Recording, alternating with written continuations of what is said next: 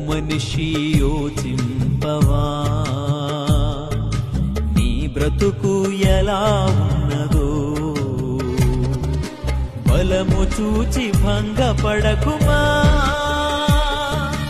ధనము చూచి దగా పడకుమా బలము చూచి భంగపడకుమా ధనము చూచి దగా పడకుమా ఆ రోజు శ్రమ నుండి తప్పించే నాదుడు లేడు